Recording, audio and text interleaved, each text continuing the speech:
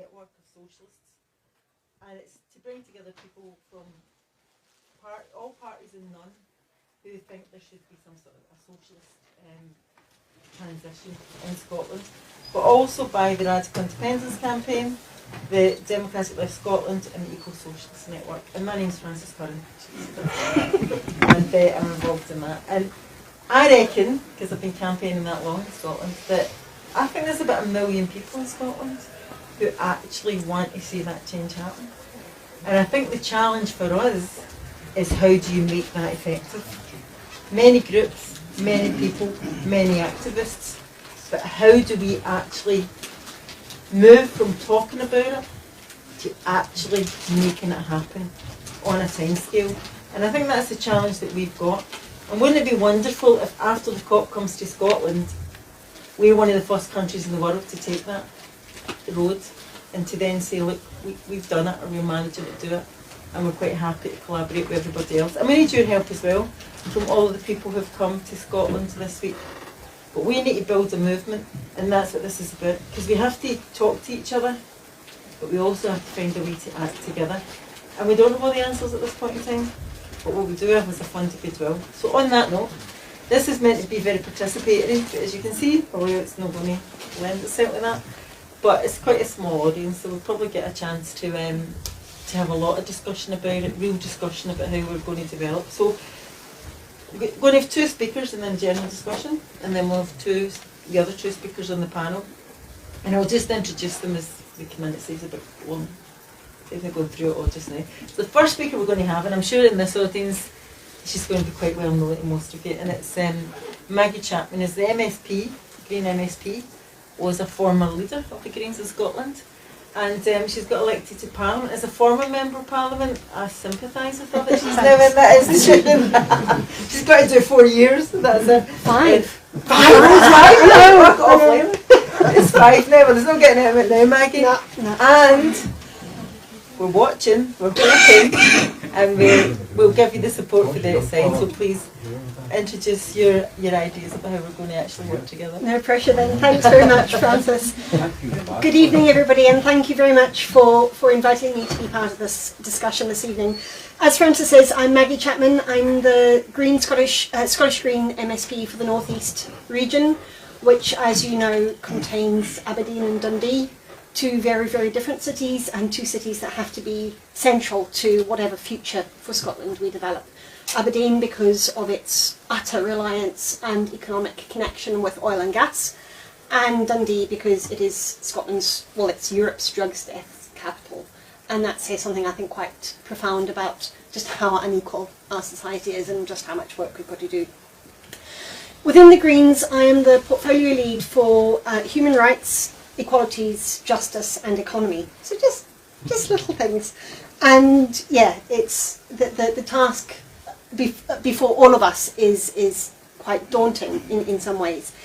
But in some ways the task is why I'm so pleased to be here this evening and so pleased to be part of this discussion, because I think it's very clear that we all share the idea that environmental, social and economic justice have to happen together. You cannot have one without the other.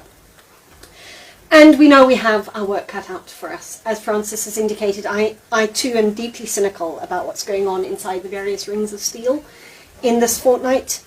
But what does give me hope, and I think the job of the Radical is to make hope possible, what does give me hope is events like this, events that are happening outside of the protected zones, protests about solidarity, building solidarity, conversations like this, bringing people together who understand the scale of change we need to make, but importantly are also committed to being part of that change. And making that change a reality, I think, has to be what we get out of this fortnight, because we have so much work to do to change the world. My vision, and I think that vision is probably shared by people here, many Greens, many lefties, across Scotland and beyond, is a world, not just in Scotland, but a world where people from all walks of life, all of us, can share in what the world has to offer. We can care for each other and be cared for. We can fulfill our creative ambitions and thrive in doing so. And where we are empowered and supported to properly engage in one of the most special characteristics of humanity, community. And we face a monumental challenge because care, creativity and community are all utterly unvalued by the economic system in which we function. The system for 50 years, our capitalist economic system, has driven wedges into every community. It's forced market mechanisms, market transactions into basic survival services like health and education. It's alienated us from our life support systems. It's pitted us against each other, turning community into competition, belonging into alienation, and solidarity into individualism. In the 1970s, a small group of people believed that peace, feminism, anti-imperialism, social justice, liberation and equality, nuclear disarmament, and the reality that we depend on the environment for our society and economy was so important that it needed its own political movement. And that was the beginnings of the Green political movement. But more than that, it's not just about Greens, it's about all of us, I think, about understanding that that movement brings all of us together. At its heart, I think our core values remain unchanged from the 1970s. We have changed, we have shifted, but our fundamental principles that bring many of us to Glasgow in 2021 remain the same. And we recognise those principles in different ways, which is why we can look beyond party politics, and I think that really is the strength of this movement. But I think it's no coincidence that neoliberalism, the idea that people are subservient to the economy, to the market, is an idea, and the idea that has done so much to wreck our world, emerge at about the same time. So you've got that progressive idea for a future happening at the same time as neoliberalism was taking hold and utterly transforming our society. The last half century has been a struggle between our ideology and the ideology of the wealthy elite. And in many ways, it's that conflict that gives us a clear set of things we need to work on. We know that system change is what we need to do. And so let's dismantle the system that we have. And I want to look at a couple of elements of that. We've only got an hour and a half. Get me in the pub afterwards and I can talk forever on this. But I want to look a little bit at economy.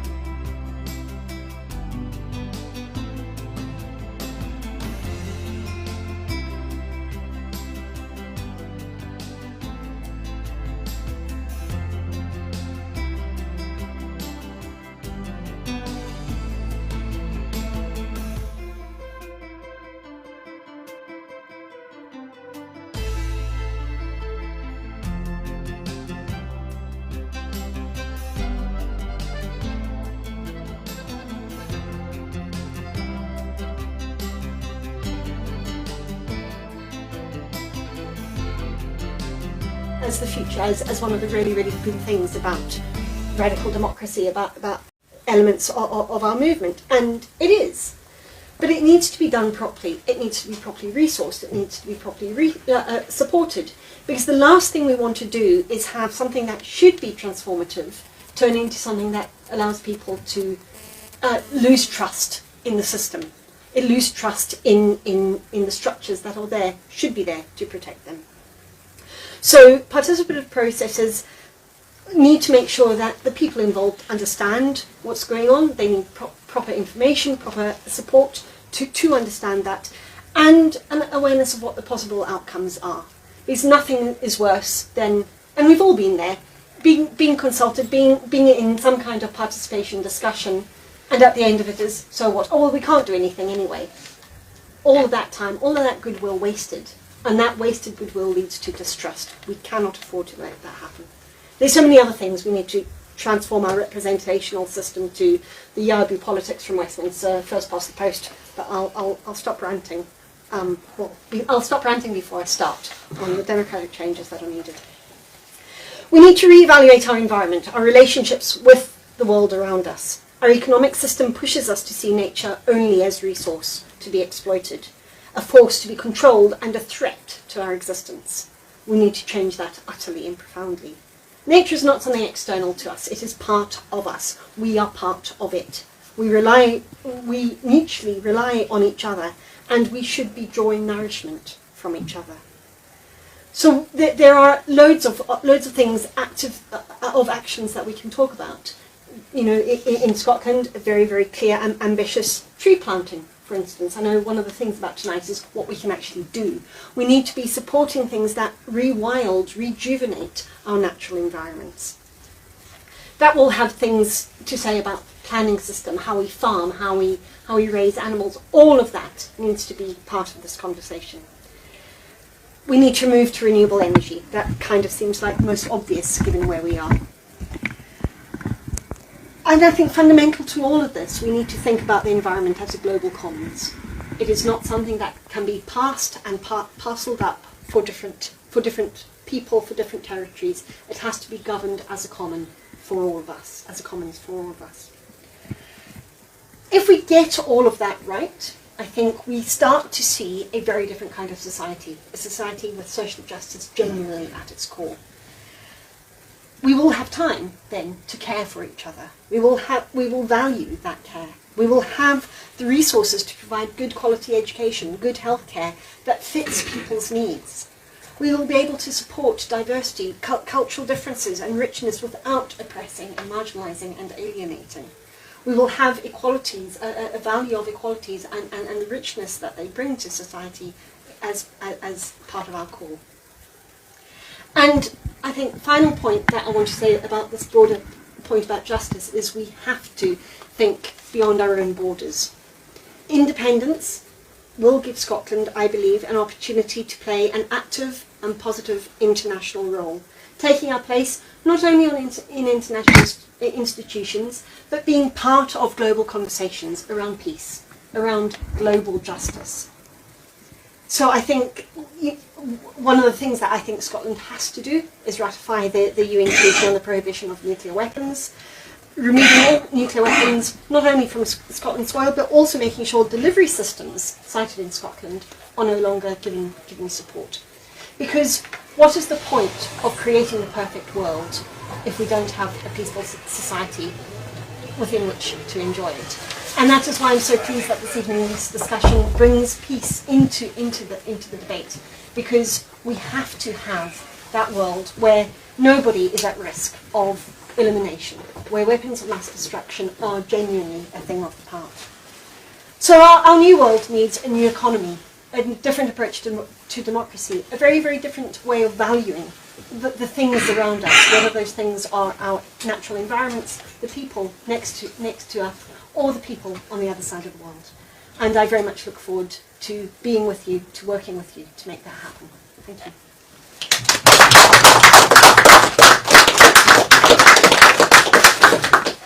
Thanks so much, Maggie, and I think most people in the room are really glad that you're in the benches of the Scottish Parliament putting those ideas forward, because we need them at every level of society. The next speaker is Neil Rothney, and we've done all that before, met each other.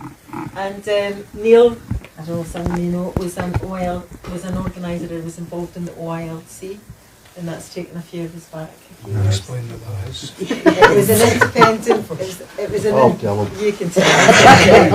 I remember the OILC, but he was an oil worker on the rigs, and has taken a journey from that employment to fighting for and promoting the idea of transformation to sustainable and an environmental economy in Scotland, and he is also involved in Extinction Rebellion. So I'd like to introduce Neil. Okay, I'll just sit. Thank you very much, Francis, and thanks for inviting me, and thanks for inviting me to say a few words. I apologise in advance for reading this. It's not that I haven't, and its brevity, it's not that I haven't spent a lot of time thinking about this, but it's a huge and very central and important question, the question of fossil fuels. And it doesn't come easily to me to speak. So you'll excuse me if when I read. My views on the transition that's facing North Sea workers are informed by a working life spent, I'm going to take this off now, informed by a working life spent in the North Sea. However, obviously I don't speak for those workers. I'm struggling to even speak with them.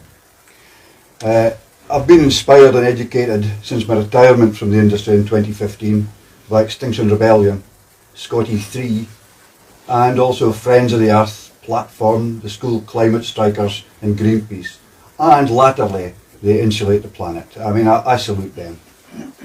In particular, I support the demand to stop Campbell and an immediate end to oil and gas exploration and an end to business as usual. And business as usual with maximising economic recovery. Well, I should read, shouldn't I, instead, sorry. An end to business as usual or maximising economic recovery, as that policy is known to the Oil Industry Government Alliance. These forces, I'm talking about Scotty 3, Extinction Rebellion, alerted me to the science of climate change. And I will, later on, if we have the time, I will try and explain to you what I understand by the science of climate change, just in case you guys think I'm miles off the mark. I think the justness, or otherwise, of the transition on the North Sea, as far as the workforce are concerned, or will experience it, will largely be decided by whether the offshore workforce grasp the enormity of the challenge that faces the planet. In this respect, they're just like everybody else. The future of their grandchildren will be bound up with the future of all our grandchildren. They'll get a share of the same justice that we'll all win if we win. A just transition, if it means anything at all, is a much broader concept and has its centre in the global south.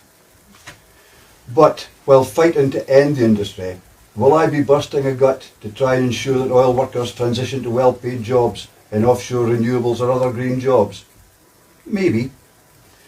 Am I scared at the prospect of howls of scorn directed my way by a section of workers who may well, at least initially, throw in their lot with the employers 40 years after 167 deaths in Piper Alpha last propelled them into struggle? I think not. Would I support a movement of oil workers demanding retraining for a publicly owned offshore wind industry? Definitely. Do I think the oil industry should be left in charge of the transition? Definitely not.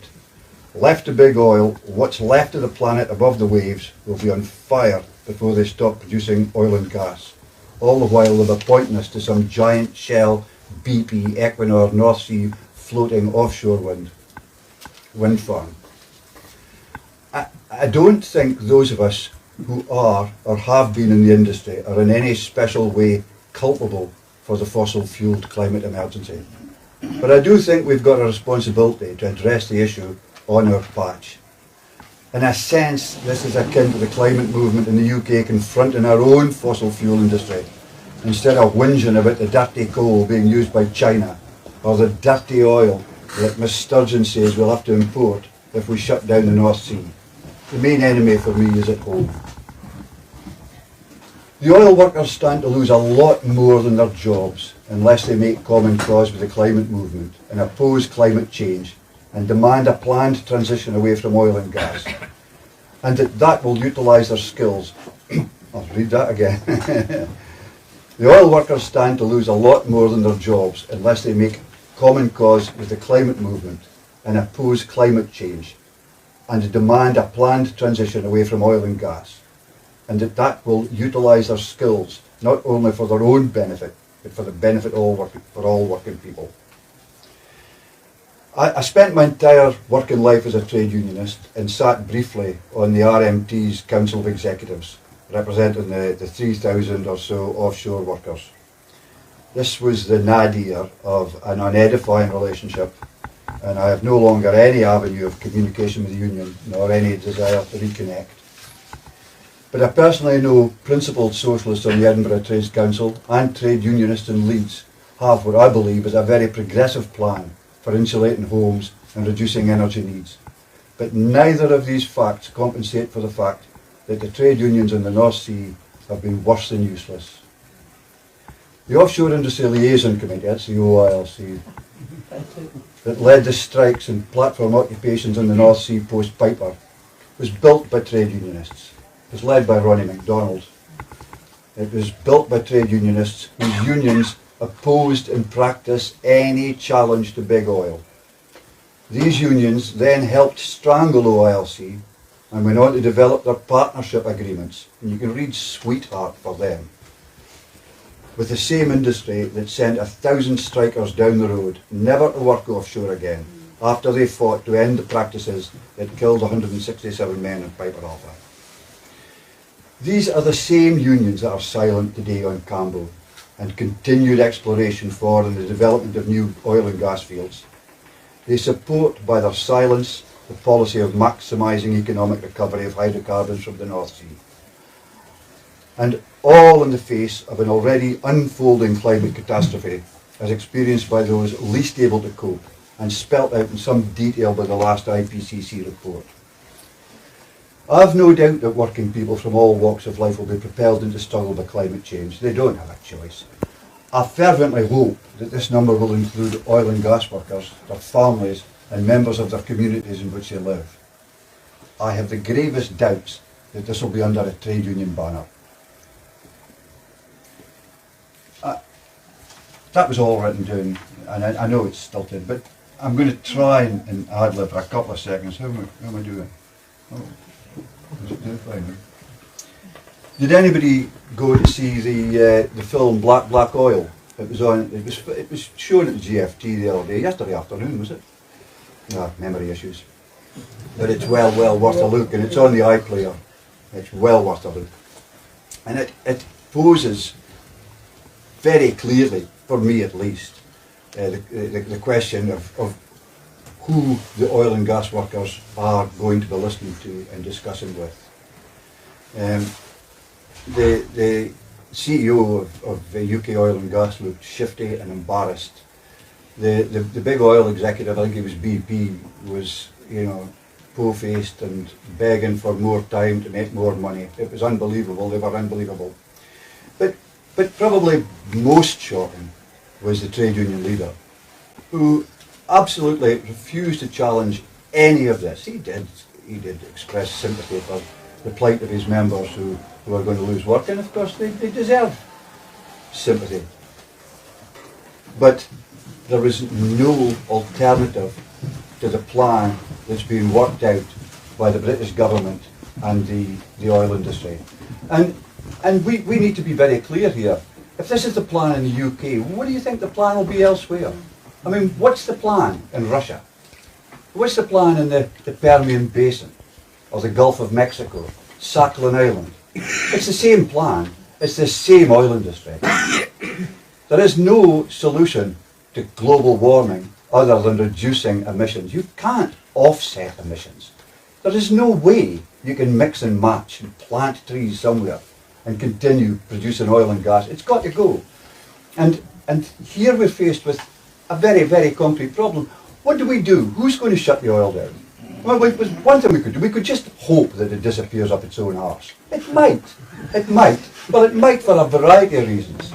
I mean, 9 years ago, they nearly blew up the Elgin platform.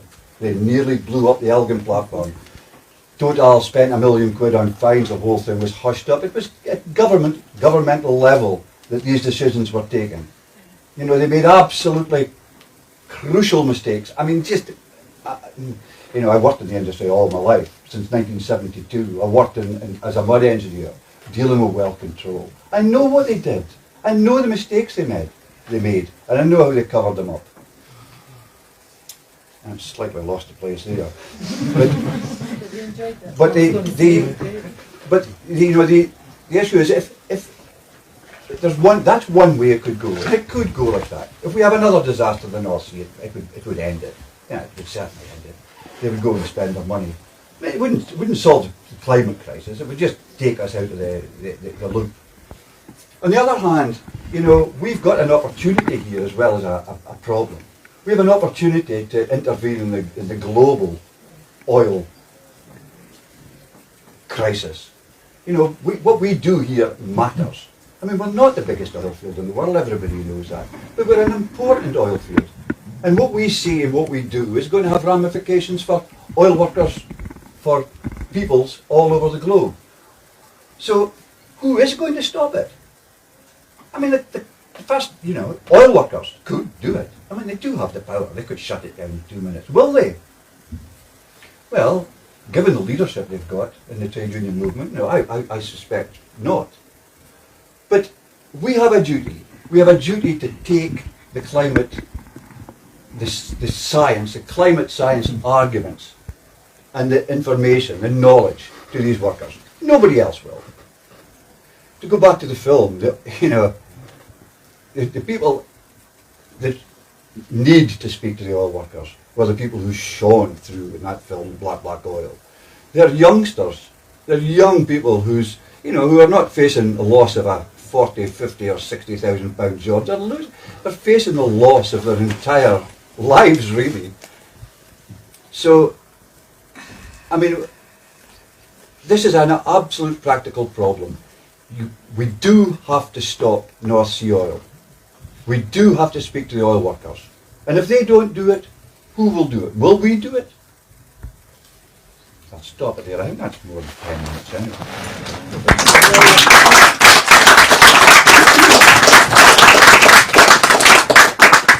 Thank you very much, and I think everybody in the room enjoyed that and that perspective as well.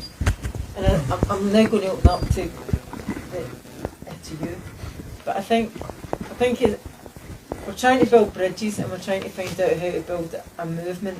What do we have to shift in Scotland to make some of this happen? I think that's one of the key questions we're looking at. And I think another question is we've all been focused on the planet and the globe as a whole this week, which has been inspiring when you live in the top end of the northwest of Europe and on an island. But as a serious question is, who goes first? Let me put it like that. Who goes first to actually create a different type of society and to have sustainability? And it's a serious question. Is it possible for 5.5 million people in Scotland to do that? Is it easy to do that in a country like ours, which is smaller and has maybe got 1 million people who think we should? Or is it one of the big, China, is it another part of the world that's going to do that? Do we really believe that we can take on that responsibility? And I think that's really what we're discussing just now. How possible is that? So over to you. How are we going to do that? Or any other issues that you want to raise? Yes, please go ahead. I don't have a microphone, so if you take your mask off. No, I had a quick observation, because both the Green MSP and persons, you spoke about the economy, but if you look at Norway, the oil fields are owned by the state, while here they are owned privately. While at the same time, I do not doubt that I was seismic electrician myself and I was a marine engineer, so I do not doubt that all these people do not have the technical ability to quickly switch to renewables. most of them could probably just get onto a wind turbine and operate it. My question is, these people have had salaries which were insane, and I don't think renewable is going to pay them those salaries. So I don't think it's a problem where these people could not do the job, because you're, on one hand, it's the market economy, and oil has all the money, and renewable is never going to be able to compete with that. So how do you sort of balance that? Okay, I'm definitely going to come back to that, and I'm writing it down this minute. And I'm sure Neil got that as well.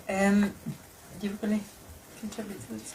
If you look at Boris Johnson or Nicola Sturgeon justifying the Campbell oil field, and any fossil fuel company justifying it, they point to demand. They say, well, we don't want to take this out of ground, but people need it. Look at the projections. Our energy consumption is going up. If we don't sell it to them, someone else is.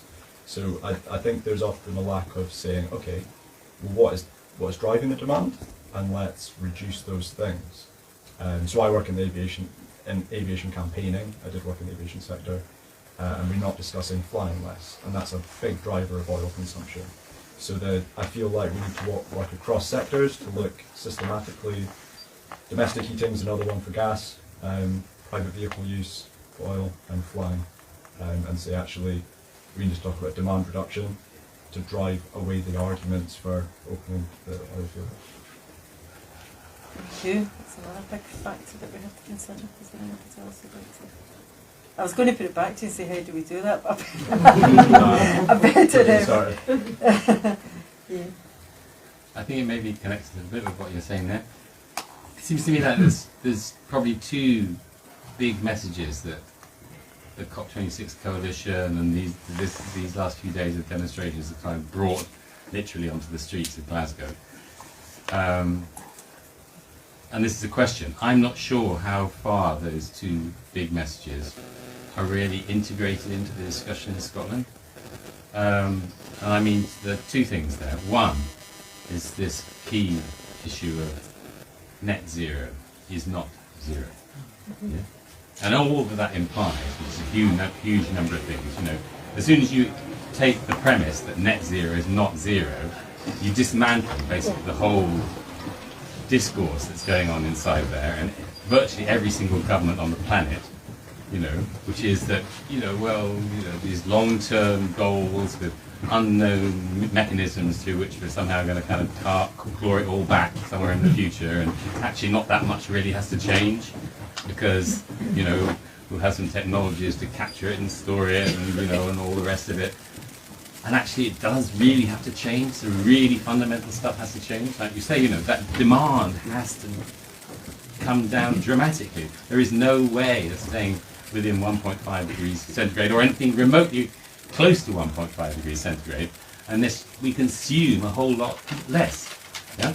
And that doesn't necessarily mean living in, going back to some kind of autarky or something. It just means, not driving so many different cars, not consuming so much rubbish, doing a whole load of things differently, and that's difficult, because it really is living in a very different way, So that and all the sort of thing involves the whole business about offsets, which Neil mentioned, that no offsets basically, yeah. And the second message, which I think people are kind of aware of, but I don't know how much we really kind of take it on board, is the issue of climate justice, in the sense that the responsibility of rich countries towards the rest of the globe. I mean, we've been talking, the leaders have been talking in there, well, are they get to the 100 billion that they promised 12 years ago in Copenhagen, whenever it was, yeah? 100 billion is nothing, 100 billion doesn't get close to what's needed, I mean, most of the halfway reasonable estimates, you're talking about something like 6 trillion, or that order of stuff, to build the kind of infrastructure in the rest of the world that would enable them not to go on the same, negative path, And that again means huge, can oil workers transition to other jobs and continue to earn 50k, 60k, 70k, 80k at the same time as you're providing the money for, people who are earning, a few dollars a day to kind of develop systems of, clean energy and clean technology. They're huge questions, and I don't think, I'm not sure that we've really kind of built them into what that means in terms of transition in Scotland. Because, there's the idea that somehow, if we can sort of actually, not that much needs to change and everyone can sort of life can kind of go on in the same way we've been going on with just sort of, renewables, and that's kind of, I think it's a much bigger question, which doesn't mean that it has to be, it should be a bit frightening, frankly, but it doesn't have to be terrifying, there are possibilities of, a good life that doesn't involve all that stuff, yeah? So that's a huge message to get out. Put that question back in. If there's a million of us, I realise I've not done the research in this right, but looking at Green Vote and other campaigns in Scotland, are people ready to live? Are people ready to be persuaded to live a different kind of life? Scottish Citizens Assembly says they are. So it does. That's true. Actually, yeah. So, Okay. so that's so where do you go? I'm going to let everybody else in. Where do you go then from that Citizens Assembly with all those demands which are so progressive? Scottish Government, listen to the people. You're in the frame, Maggie. Are you going to ignore I was going to say part of the government. I'm going to say in the opposition. I don't know I'll just see if anybody else wants to come in, and then I'm going to let you come back on that point because I think it's. Yeah, I was interested when Ian was talking. Sorry, that was on. When Ian was talking about the messages of COP, and I think I would say there are other messages about who has agency, and so for me your story about the young people echoes things that people have been talking about all week. In particular, echoes conversations between the bin workers in Glasgow. Not exactly, I have never seen GMB flags on the climate demo. I was really moved by that on Friday, but hearing the story, I'm a member of Unite. I'm fed up with all the crap about blue hydrogen.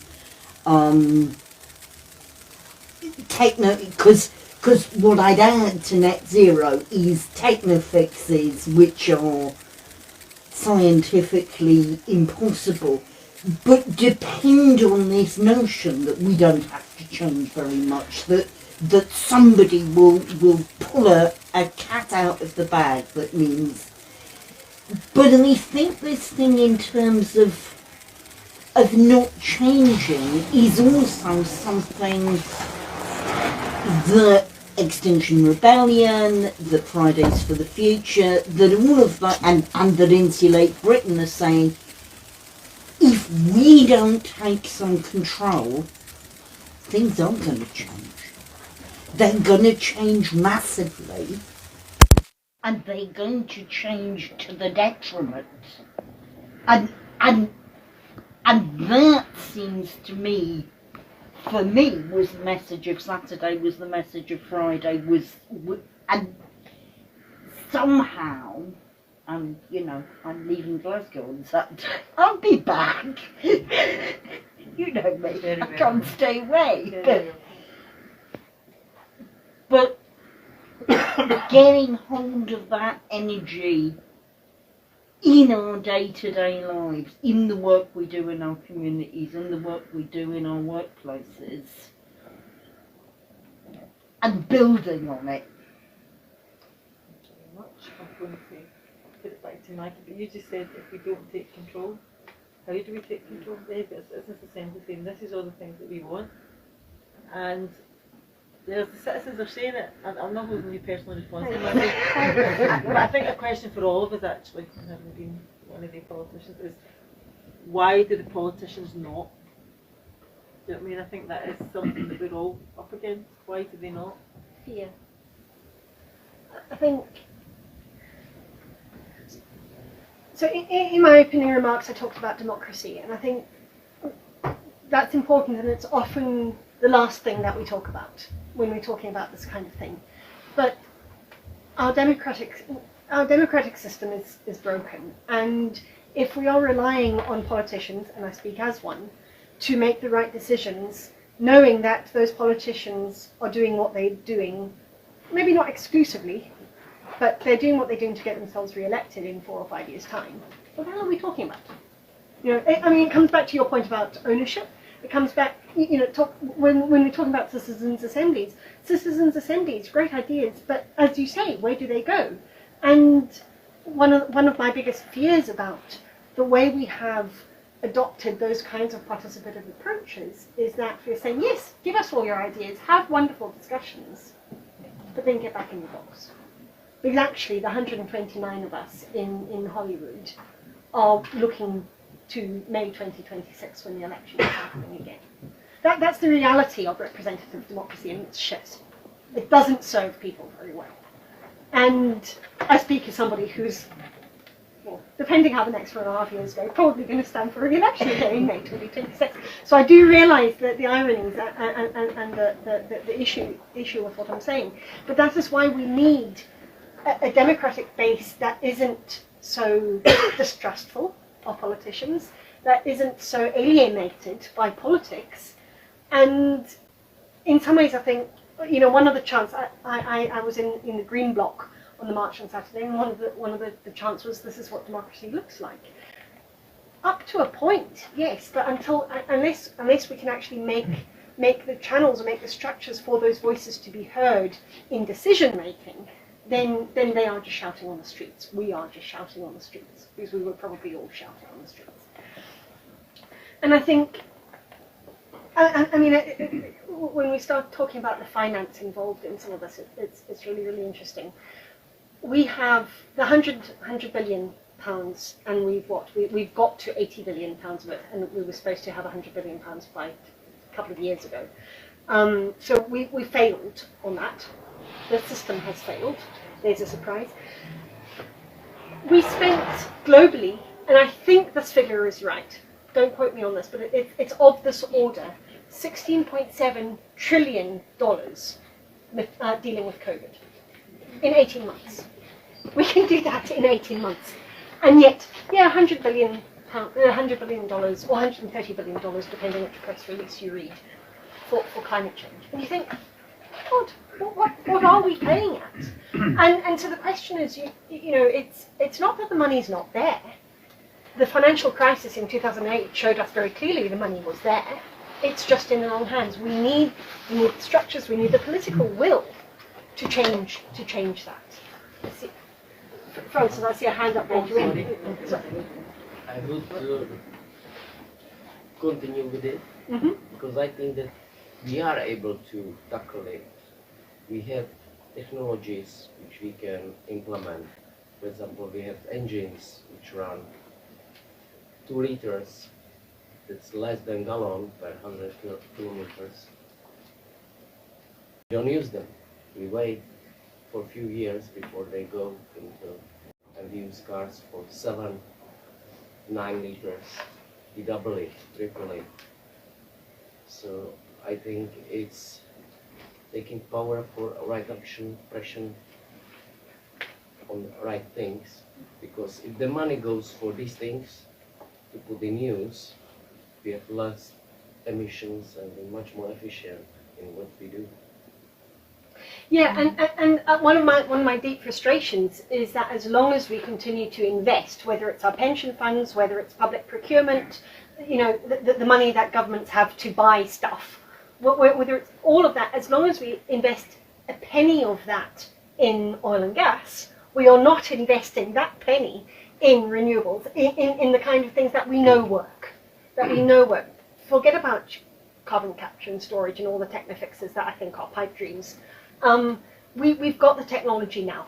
In many ways, you're right. So we need the political will to reorient our investment to make sure that that's what our money gets spent on, not on the speculation of Cambo or we can't burn whatever if we drill Cambo, we can't afford to burn it. But who said, oh, it's fine, we'll just leave it in the barrels. I'm thinking, oh my God, this is just one last little bit before. one of the things that I think we know from the end of coal in the UK that the UK government is incapable of planning. Well, I think the UK, I won't blame the government alone, the UK is incapable of planning for the future. The last energy transition we had in the UK was an utter unmitigated disaster. You know, decimated coal mining communities. We cannot afford to let that happen again. And it's all very well having a good plan, and I think we do have the guts of a good plan in the Just Transition Green New Deal plan. That the two things aren't the same, but they are used very closely together. But the last plan like this that worked was the Marshall Plan, and that was 1% of GDP. We're nowhere near 1% of GDP investing in this. Nowhere near. You know, we quibble about 0.5% of GDP for our international aid budget. The investment in climate mitigation and adaptation is less than that. So we've got a hell of a lot of work to do.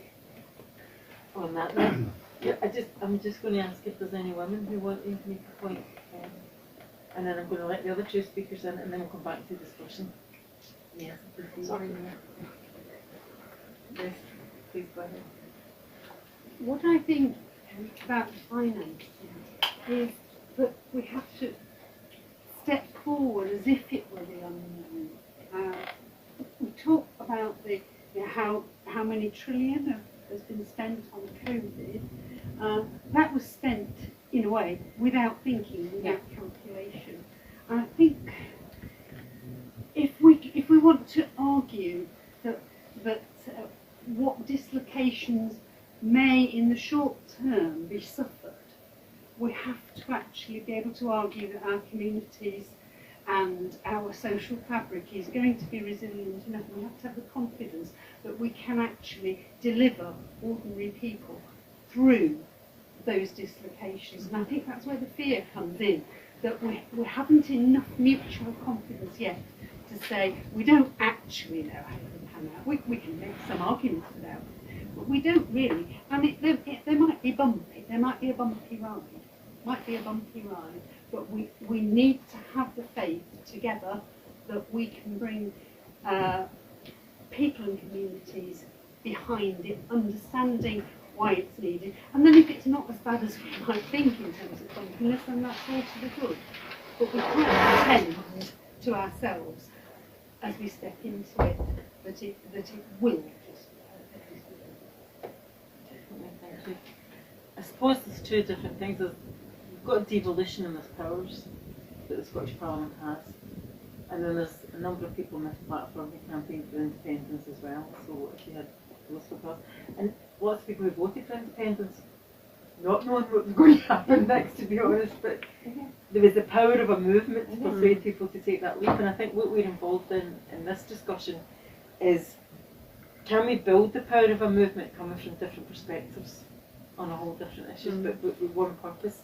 And so on that note, I'm going to ask other speakers on the platform to make the contribution. Now, unfortunately, the Radical Independence campaign, well, it's not unfortunately Jack couldn't make it, and he has now got Jack's speech for the part of the discussion. But yeah, the Radical Independence campaign would be an important part of this movement coming from different perspectives. So Mike, if you would oblige us. I'm Mike, I live in Glasgow, and I've lived here for 5 years, but as you can probably tell from my accent, I'm from the Midlands of England. And but Jack, I've been working with the Radical Independence campaign, particularly on setting up structures ready for a potential independence referendum to campaign in. So my background's in corporate governance and structures. So Jack felt I would be, for some reason, thought I would be a good person to read his speech. Jack Ferguson. Anyway, the first point is that these COP protests and the whole movement around the COP, I mean, what Boris Johnson thought he was doing when he was bringing the COP to Glasgow in terms of stimulating a movement, I don't think he was aware of. This is a bit like his decision last week to whip all the Conservative MPs. It's completely backfired, because it has generated a movement that has impacted on Scotland significantly. We only had to read the Scottish press over the weekend. I watched the BBC News on Saturday, and there was hardly anything on the UK-wide news about the COP. But the Scottish newspapers, particularly on Sunday, in the way in which they reported the events and activities. Obviously, when it's on your doorstep, you do notice it a lot more. But it's conveying the breadth and the depth of the movement that has woken up, in a sense, I think, a movement. And that's going to continue. It's absolutely inspired people in Scotland. Indigenous people, striking workers, Terry mentioned the GMB workers, tenants' rights activists, farmers, youth, all marching side by side. And it's on this basis that a movement that we have had, the independence movement that we saw the significance of in 2014, needs to be brought into that. Climate justice is going to be the big central political issue this century, I think we have to say. It's not just for now, it's not even for the next decade. It's the movement of the century that we have to recognise. And the politics of independence and movement in Scotland needs to be behind that. It's not a question of one thing and the other thing being separate compartments.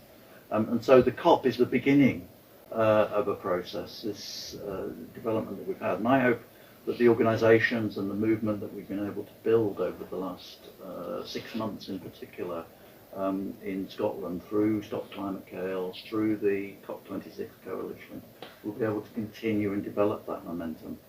Secondly, Scotland itself, and Neil has put it in context, that North Sea oil has been a hugely important impact. But I can remember back in the 1970s somebody saying Britain, the island of Britain, is an island of coal built on a sea of oil, that exists on a sea of oil. And we're going to have to discuss how to deal with that.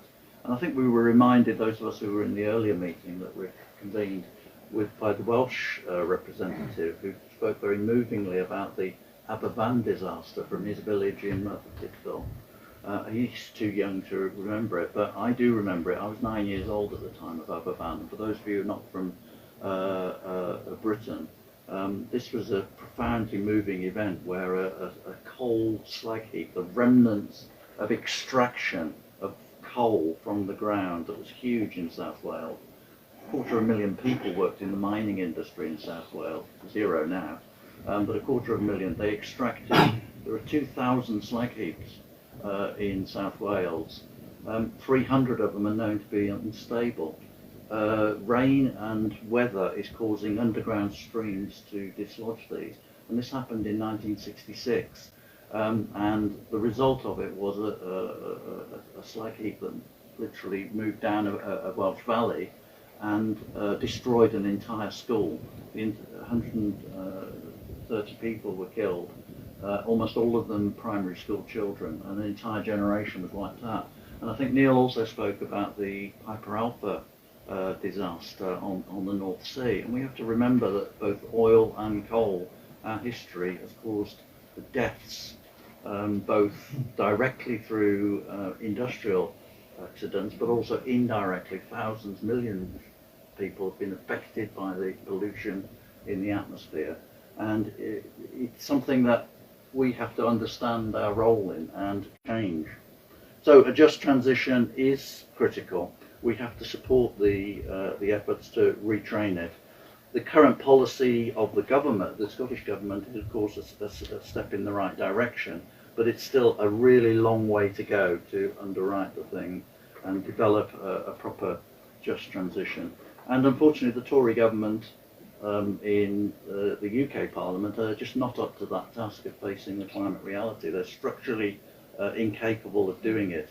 Their priority is shoring up the economic order, and we can see that the mismanagement of the COP, for example, is and the way in which countries have been excluded, delegates have been excluded, is a disaster, making it unrepresentative. We do need to engage in the COP process, but this one has been a disaster. We have to change that. For the Radical Independence campaign, independence is a question of democracy. It's not about nationalism. Somebody accidentally said yesterday talked about it as if it was Scottish nationalism. It's about democracy. Unelected governments have devastated Scotland, made truly addressing the crises we face virtually impossible. And the UK government is imposing all its policies on Scotland, including the development of Cambo. So there's a clear democratic mandate for a second referendum, and it's time to take action to demand it. There will be action, of course, in the Parliament, but is that going to be sufficient? And in preparing from this, we have to learn from the experience of the climate movement, the non-violent direct action, civil disobedience that it's done.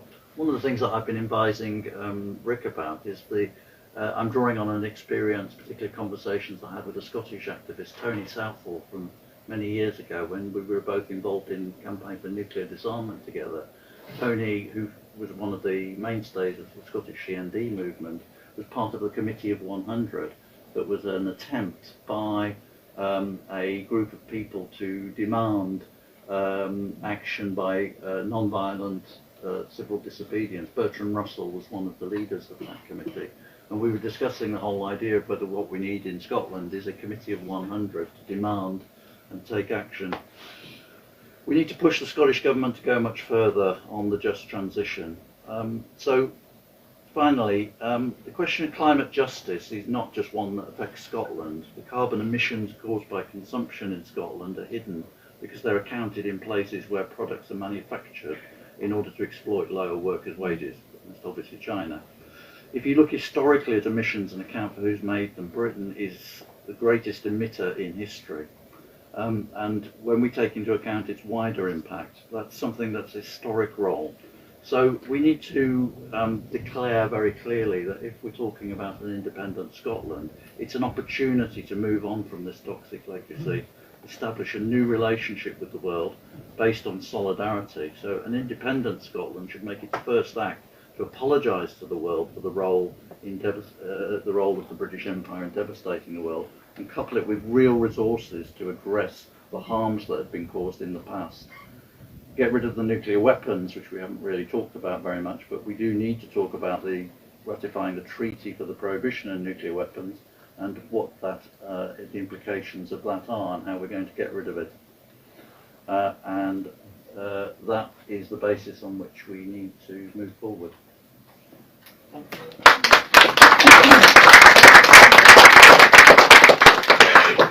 here's my proposal. We'll take the final speaker in the panel, and I'll introduce Alan in a minute, and then we'll have some discussion about if there's any way that we can move forward from this meeting, any concrete proposals that we could take from it.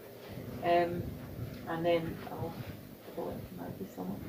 Anyway, so this is Alan McCombes, who works for the John Muir Trust. For those who don't know, it's an environmental organisation which looks after our wild spaces. I think you own Ben Nevis, or not you definitely. The John Muir Trust owns Ben Nevis, and many other parts. But also Alan has been very involved, actually, you can see this, in the land trusts, the public land trusts, where communities have bought their land and they're running the land communally. So he's got a lot of experience in that, and he's also the policy officer for the John Muir Trust. Or he works on policy for the John Muir Trust, and he's speaking in a personal capacity. Right, okay, thanks for getting that last two words in, because I've been told to be under strict instructions to make it clear I'm speaking in a personal capacity, because I think there's a bit of nervousness. I might say something that will appear somewhere in social media and cause problems. Having said that, a lot of which I'll say is not necessarily contradictory to the organisation I work for, which is involved.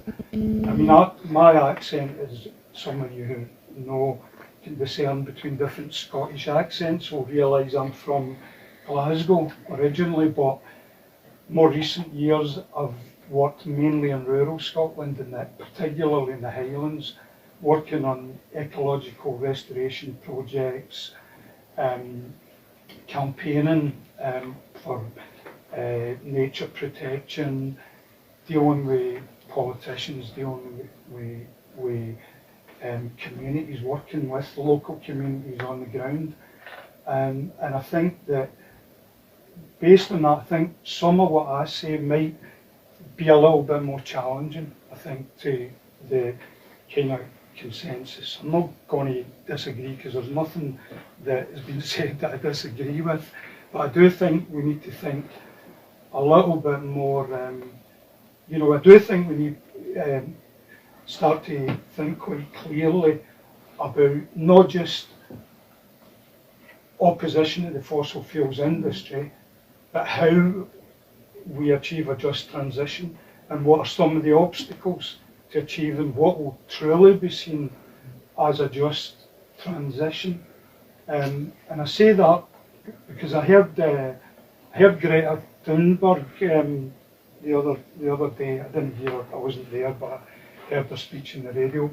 And what struck me first and foremost was that if I was a member of the global elites that run society away up in the leather padded boardrooms, I would be looking at her and I would be saying, she might be 5 feet nothing, she might be a teenager, she might have a cheery smile, but my God, she is more dangerous than all of the leftist and Marxist and revolutionary and socialist organisations combined.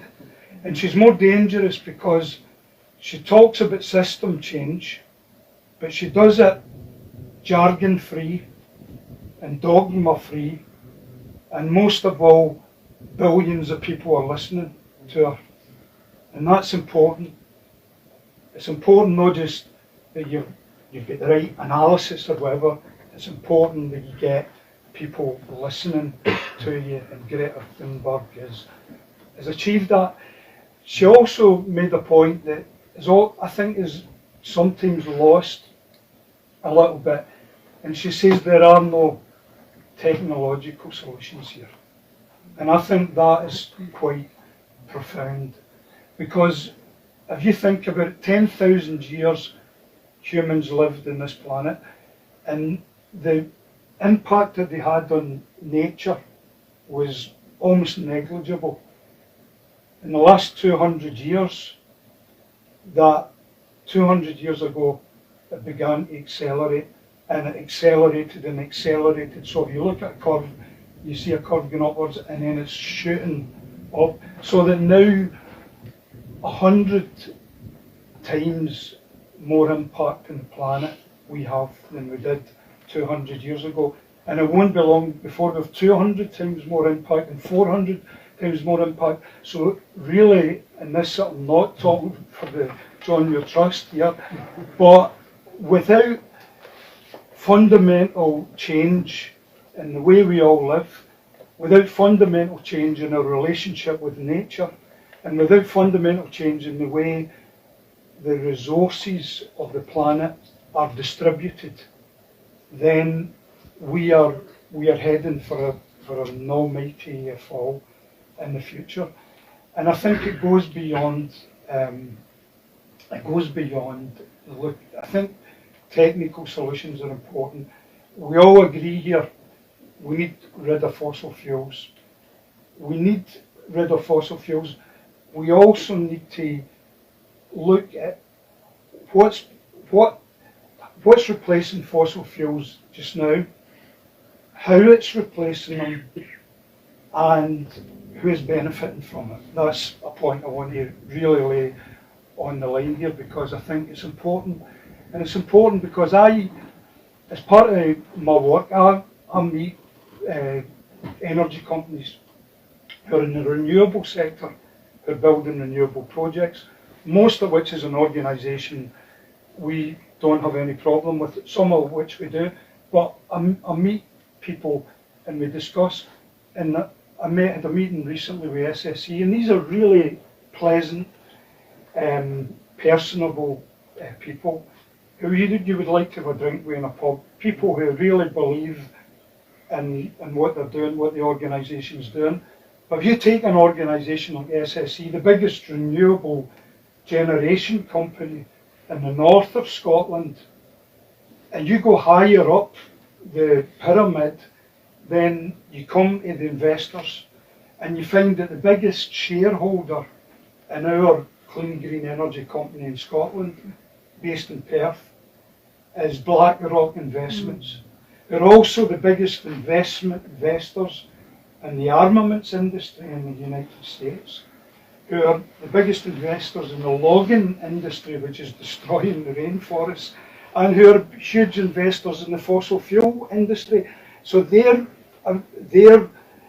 involved in this. And I'm not saying that, you know, I think that this is a very, very complex and tricky issue, because we need renewable electricity. We're not going to, what else? We're going to need electricity. We can't, we're going to need transport, we're going to need heating, and we can't do it with fossil fuels without destroying, without tearing up our life support systems and threatening the whole future of the planet. But how is that going to be done is one of the questions I would ask, quite a fundamental question. Because when I hear people from SSE saying, well, we need to double our onshore wind capacity, and it can't go here, it's got to go there, because that's a business model, big, huge developments spread across big hillsides, because that's cheap land, and it's a cheaper way of developing electricity, and it's how they develop renewable energy. And when I read a report commissioned by one of the community land organisations that says 2 community turbines would generate as much community benefit as what they say. In fact, I'll put it a different way, community wind power per megawatt generates 134 times more benefit to local communities than commercially driven renewable energy. 134 times. Now, why do we not have maybe a little wind? I'm not an expert, I'm not an engineer. Why do we not have lots of little turbines? For example, Glasgow's got a lot of tenements. Why do we not have a lot of stuff? Why do we not go and see individual turbines owned by the community, run for the benefit of the community, cumulatively generating as much energy as big developments by the energy companies? And that is because the national grid essentially is owned by, in the north of Scotland, SSE, the south of Scotland, it's owned by Scottish Power. And to the point where Scotland does produce 97% of its electricity equivalent, but it also exports two-thirds of the renewables we produce is exported through the grids to England, and the balance is made up of a mixture really of nuclear. We've still got 2 nuclear power stations, oil-fired power stations, gas-fired power stations, and even a little bit of coal even now. So most of the electricity that you use is not generated from wind turbines or, you know, hydroelectricity. It's generated from more dirty sources. That doesn't mean that doesn't mean that we do. It means that we contribute towards the UK's energy targets, decarbonisation targets, but it's a lot more complicated than it seems.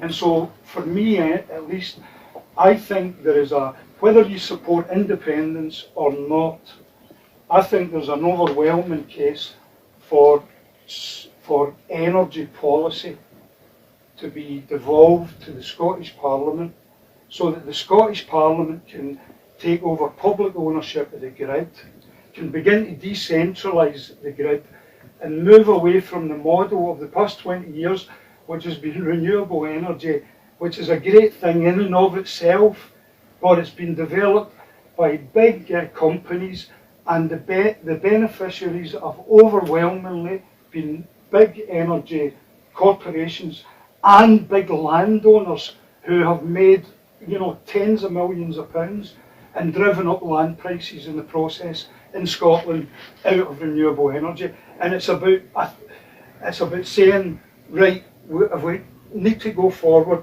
to even generating more electricity in the future, how is that going to be done? And how is it going to be done in a way that where the benefits are spread much more widely than they have been? Because if you don't do that, you run into big problems. And I know, because we work with local communities, I know that there are big problems in a lot of local communities in rural areas because they don't get any benefit. And there are 1,900 jobs in the onshore wind industry in Scotland, which is one job per square kilometre, but almost all of them, vast majority of them, are concentrated in Glasgow or Edinburgh or Perth, well away from the sites. So there's a big issue that we need to deal with if we're to get people on board and not run into problems, which is already happening at the moment. The other thing, and it's a similar vein, it's about natural solutions to climate change, which is something the Muir Trust has promoted and other environmental organisations have promoted for a long time. The potential, Scotland is a big land area proportionate to its population, 6 times more land than England, for example, and the vast majority of that land is not agriculturally productive. It's upland, it's moorland, it's poor land, and the overwhelming majority is run as private sporting estates for grouse and deer. And because they're run as private sporting estates for grouse and deer, then they are ecologically desolate, and they are pouring huge quantities of carbon into the atmosphere that could be captured and stored of these big estates that they're no marginal, they cover tens of thousands of square kilometres of Scotland. Huge, more than half of Scotland approximately could store a huge amount more carbon than it is currently doing, and increase biodiversity and deal with a lot of other public objectives at the same time. But it isn't, because it's been run by because it's been owned and run in the private by private landowners, and they're in the interests of a tiny elite of people who participate in these sports, who, to be honest, would hardly fill. If you put every one of them into Firhill Stadium up the road on a Saturday afternoon, they would hardly fill it. That's the reality. But yet this land is managed for these people. That's what it's managed for. But I just remember to bring that in my bag there. It's actually cost me. That's not why I'm. But hunting. But I would ask you to go online and look at it. It was an Observer page 8 on Sunday. Hunting, shooting, and taxing call for grouse estates to pay green levy. Not just grouse estates, by the way, that's the headline. It's about making all landowners, including the Muir Trust, which is a big landowner, that has over 1,000 hectares of land, forcing them to go through an annual assessment of how much carbon they are polluting into the atmosphere, how much potential they have got for carbon sequestration and storage, and what is the gap between the two, and a sliding the scale, a tax system that would penalise the polluters in the land sector, would start to bring down land prices to more realistic levels, would be at least a deterrent. Some people say, no good enough, you should just ban them, and I'm all in favour of that, but in a personal capacity. But by taxing, by serious taxation, to force these landowners to do something different, at least would be an important start. However, the other point I want to make, and it's a challenging point, is that more recently, environmental organisations have been calling for, ecological restoration, rewilding, whatever you want to call it, for a long time. But now there is money to be made, and so you have the gate crashers at the door, big companies, fossil fuel companies, aviation companies, other companies that want to offset their carbon emissions, and big landowners who want to invite them in because that's even more money that they can make. and that is a big problem for communities and for the community land sector and for everybody really. It's a problem ecologically because a lot of that will be about, it won't be, when we talk about rewilding and ecological restoration, we don't talk about planting mass plantations of densely packed Sitka spruce, which is fast growing and which is diabolical for biodiversity. And after 20 or 25 years it'll be clear felled and then it'll pour the atmosphere back in, but allow big energy fossil fuel companies and all the rest of it to in the meantime have washed themselves green. And it's a little bit like, I don't like to bring religion into politics, but I was brought up a long time ago. I was brought up as a Catholic, and I used to go to Mass on a Sunday. It was in my late teens or early 20s, and I used to go to confession once a month, and then you would tell the priest all your sins, and then they would say, absolve you, say a few Hail Marys, and then you'd go. And I used to think, this is great being a Catholic, because you can confess all your sins, and then you can go away and commit them all, confess them and then commit them, come back the next time and that's a bit like the way, that's a bit like carbon offset and the way it works. It's not about what we need, it's not that we have colossal potential for carbon storage and sequestration in Scotland's uplands in particular, but not in order to let them off the hook. It's something over and above, not to compensate for fossil fuel production, but something that is in addition to removing fossil fuels from the energy system. So there's a lot of other points I'd like to make, but that's just a few points I think people need to think about. Thank you. Thank you.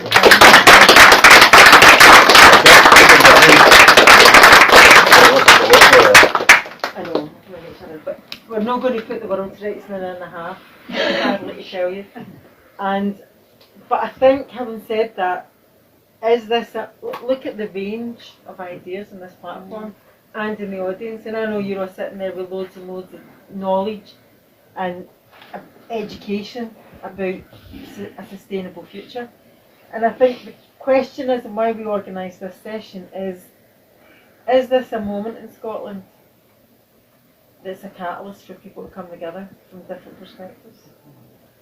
Has COP26 put people in the room who normally wouldn't be in the room together? And I can see trade union representation here. I'm not going to put anybody on the spot either, but that's also been, it's also been a big part of this. And I think, is it going to pass? And we've also got Muir. Is it going to pass? Or is it a moment where we can actually come out with something a bit more concrete to try and strengthen the movement that we're all involved in? And any suggestions are welcome. It might not be done in this room tonight, but suggestions are welcome about how some of the activists who are involved in it could come together. What is the next step from this? Especially as the eyes of the world have been on it. I don't know if this makes sense or not, but I think what you said, that's what I was noticing as well. The breadth of experience which is there, which people have named as they've been talking. And I'm just like what you said, right, about is this a moment? How about taking it and changing it around and claiming that moment? The thing that's really got me here is, like, I don't live here. I came from here, but I don't live here anymore. And I kind of arrived in Glasgow and I thought, right, the COP's going to be here. And it's not, it's the whole, everywhere, it's everywhere, all over Glasgow. You can't go at one street corner and not find a church that's, like, you know, providing accommodation for Indigenous people. It's like these stories, I mean, these people are living something that is so connecting that somehow I feel there's a chance here in Glasgow for people to claim that and claim it really, really, really strongly and not ask too many questions, because it's going to be very quick. You know, that little window of opportunity you get for focus is tiny, and everybody here is going to be exhausted. I'm so glad I don't live here, because imagine it must be absolutely exhausting, because you couldn't just focus on, we're going to have the COP, we're going to have people here and it's going to happen. You have to focus 6 months down the line to see what you've managed to grasp from that, to hold on to and say, I want to have these conversations and I want to really, you get the point.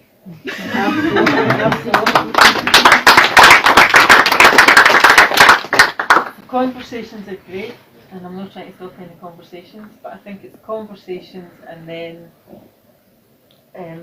actions. Actions, actions, specific actions, or working together, or creating that space that allows actions to take place.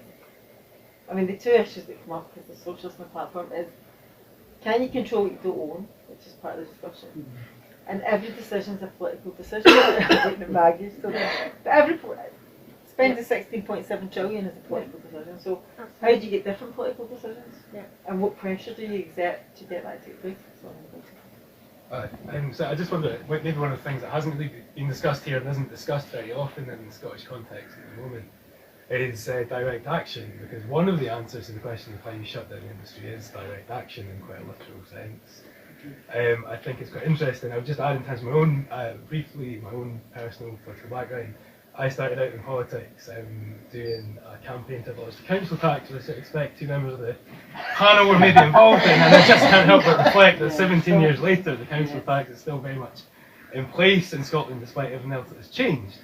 But when you think about the origins of that campaign to abolish the council tax, it drew very much from the poll tax campaign, which in many ways was a campaign of direct action and civil disobedience around non-payment. And I wonder if we maybe need to think about moving, returning to a moment in Scottish politics where we are looking at very targeted direct actions. And in terms of something that is practical and relates to COP, I would maybe suggest that lots of people in Glasgow are really pissed off about the fact that the delegates at COP26 have been given an Oyster card for 2 weeks, but ordinary Glaswegians have not, and have been told for years that they couldn't have one.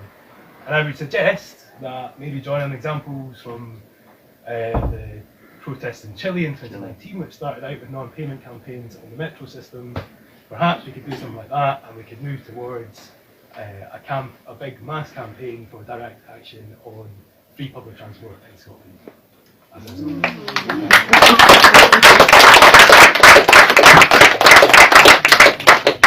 think that's universal support. I should say that McCombes actually organised the writing of that policy for the fact that should I say that? No, yes, we did a lot of work on the public transport policy a good few years ago, which is now supported, I think, by Koreans. We have it coming in 21st of January next year. Free for under 22s on buses. Buses only, but it's a start. Do you want us to write something up that we can then say? Is it? I realise time. So we need more time, don't we, to discuss this? How do we do that? I mean, obviously these organisations here have brought this together, but and Ian has been also involved.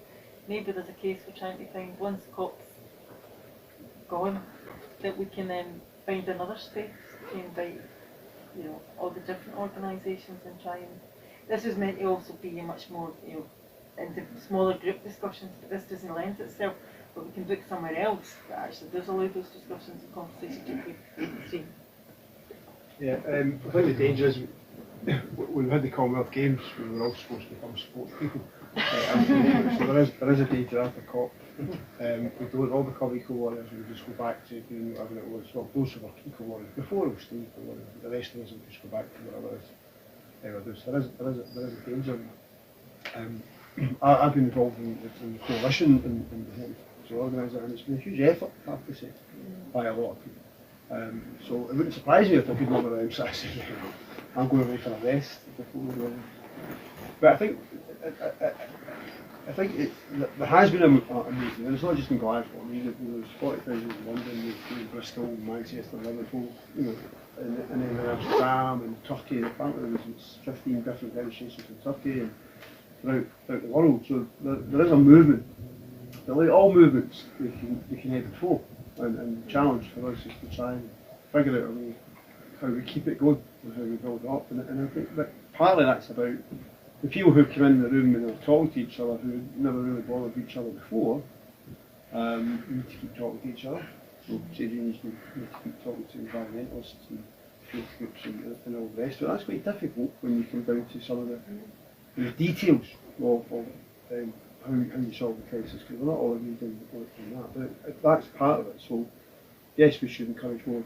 We should encourage more discussions, but we do need to work out some practical campaigns. An odd thing, just getting the dog in your fare and the bus would be fine, but us people who have already got a free bus pass, participate in that one, so we would be going to jail for that one,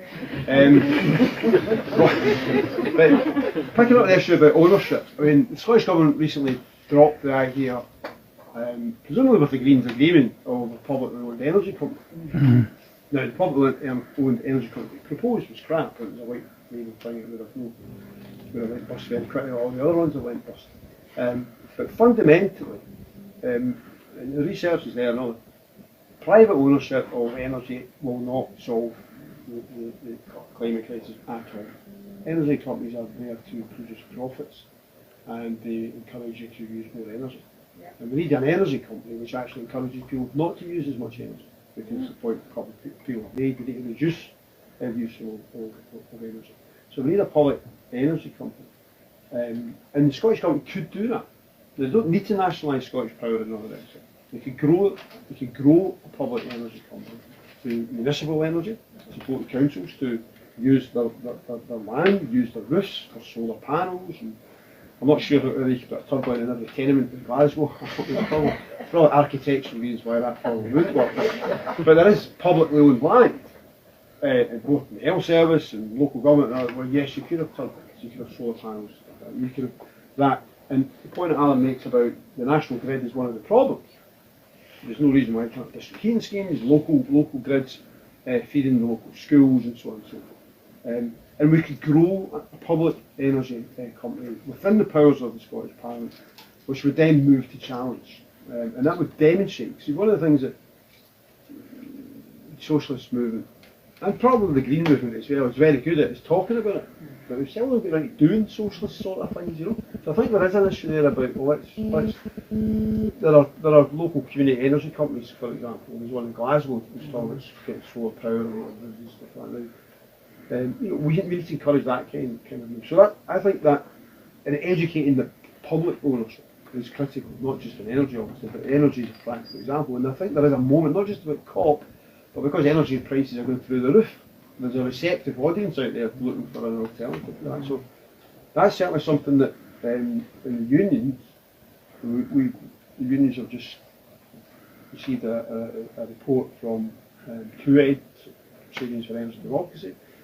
Big report, programme, most, not all unions, a good number of the unions have signed up to that. It will be something that we want to promote in Scotland, because there's an opportunity. It won't happen in England, there's different government, but there is an opportunity in Scotland. And the Greens being in government, I think, is really positive, because there is an opportunity to do it. So that's one idea, but it's finding those kind of practical ideas that can actually take the breadth and depth of the movement that has been created moving up to COP, practical ways forward. And that's one. There's other ones obviously, but that's fine. Yeah, thanks, Judy. Practically, COP26 Coalition Scotland. I mean, how you've got all these organisations under an umbrella. They all walk away at the end of this week. So, is it possible for the coalition to sponsor some sort of umbrella thing? I'm just going to put that. Yes. Right. Okay, so this is not goodbye. This is us from April. Say again, right. Maggie, please give us some hope for the future that we're going to Chancellor of Scotland. Thanks, Francis. Just to say thank you all very much. It's been a really, really interesting and really, really rich discussion. And I think there are a couple of things that I hope we can all take away and think about, and we will take Stephen up on the yes, the very clear yes that he gave about the COP26 coalition continuing this discussion, because I think it's well worth it, and continuing it in a way that focuses on action. Because there's been an awful lot of talk about all of this for a very long time. Just a couple of things I want to pick up on and hopefully give some hope. maybe just one thing. Francis talked about the political choice that is funding our future, and I think ultimately the political decisions that are made by the Scottish Government, by others, are a function of how far or how safe those politicians feel. And we have an opportunity, as Stephen has said, there is an opportunity with a more radical Scottish Government than we've had in a long time. Possibly the most radical we've ever had, but I'm not going to make that kind of value judgment just now. I think there's an opportunity here, and what we need, and I'm saying we because I think I hope I am seen as part of the movement, not only as a filthy, dirty politician, but we need all of us to come together and open up that space for the political choices that are hard political choices to be felt to be easier. So it is easier to make the 16.7 trillion global investment in COVID, to make that kind of magnitude of investment in not as a haphazard and unplanned way. It is easier to say, yes, actually, let's design the energy company, the public energy company that we need, not one that we know will fail, which is what we had. Let's open up the space through direct action, through discussion, through constant campaigning, and unfortunately it is constant campaigning, but constant campaigning to make it easy to make those difficult decisions. Because when it's hard to make those difficult decisions, it takes a very, very brave government to make those, and we do not have brave governments in the UK. So I think that there's something very, very clear about how we collectively can make difficult political choices easier to make. And I think we can do it. We have a moment, but in some ways I think we have more than a moment. We have the capacity of all of the skills and experience in this room, and we're a tiny, tiny, tiny little bit of the good bits of COP. Tiny, tiny, tiny little bit is in this room tonight. So if we all take that away with us and think, right, what is it that we need to do? Who's it that we need to talk to?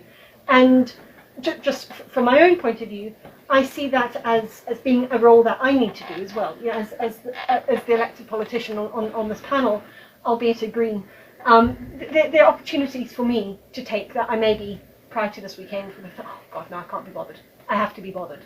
We all have to be bothered because, our future depends on it. I just want to say thank you, Francis, for this evening, for keeping us kind of in order, and for starting this conversation, because it's a really, really important conversation to have. Thank you all.